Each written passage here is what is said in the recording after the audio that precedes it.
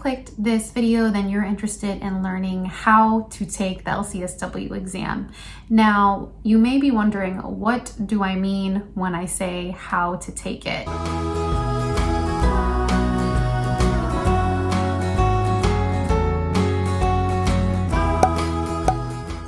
Hi, welcome back to my channel, Mental Health with Melissa. I'm Melissa. I'm a licensed clinical social worker based in California State.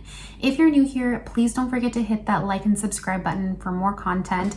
I post videos every single Wednesday and Sunday, and subscribing to my channel helps me get mental health information to our communities of color and helps break down that stigma of mental health in specific communities, and also gets mental health information out there to those that are interested in the mental health profession. If you clicked this video, then you're interested in learning how to take the LCSW exam. Now, you may be wondering, what do I mean when I say how to take it? Well, if you haven't seen my video on the 3 tips to pass your LCSW exam, then definitely check it out. I'm going to link it down below. But also in that video, I talk about how the LCSW exam is about strategy. So when I say how to take the exam, exactly what I mean when I say it's all about strategy. So in addition to really coming into the LCSW exam with a particular strategy, what it really wants to test you on is your ability to make decisions as a sole independent licensed provider.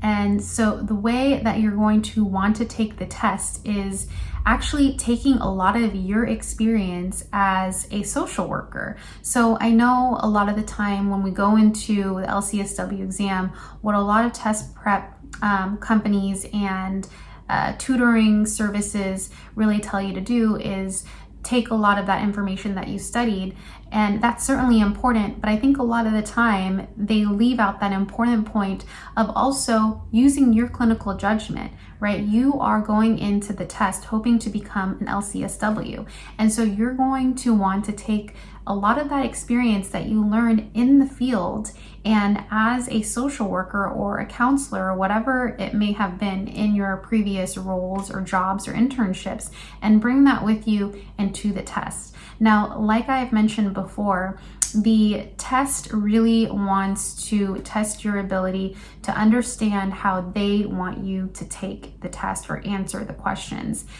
For example, in those best or most questions, although sometimes you may have a different answer or think that there is another best way or first thing to do, that may be different than what the NASW or the LCSW exam wants you to choose. And so it's going to be important to learn their mode of thinking, but also in addition to that, think about times that you were in the field, and that's going to really give you maybe some more self-esteem when you go into the exam. You are a social worker. You've gotten to this point, meaning you put in the work in graduate school to get your MSW. You had to put in those hours to get to even apply to sit for your exam. So you have a lot of that knowledge base and skill set already. So think back to those times and really allow yourself to look back and see how that helped you get you to where you're at. So again, you're going to want to use a lot of that critical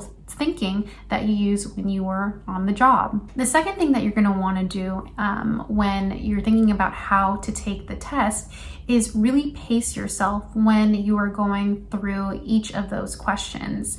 Now, there are quite a few questions on that exam. I believe there's about 170 questions or so. And so you're going to want to really pace yourself. So spend a minute on a question. And if you can't get the answer right away, then you're going to want to click that save button so that you can go back to it later. You're going to want to get through as many of the questions that you know already and leave those ones that involve more critical thinking at the end. The third thing that you're going to want to do is really monitor your anxiety and your stress. So when you're taking the test, your adrenaline is going to be high. So you're going to want to make sure that you can manage that stress that you're experiencing, because when you're under a lot of pressure, that can affect your ability to think critically. And so when you're at one of those moments where you feel like extremely stressed out, whether it be by a question or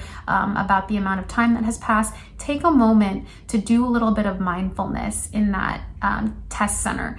And that may look like taking literally 30 seconds to 45 seconds of a deep breathing and then get back into it. Because when you get more, when there's more stress going on, you breathe more shallow, and that means that you get less oxygen to the brain, and you don't function well when there's less oxygen to the brain. So you're going to want to take, like I said, that 30 seconds to do some deep breathing, get more oxygen to the brain, and then get going again. Those are the 3 things that I recommend on how to take the LCSW exam while you're actually taking it.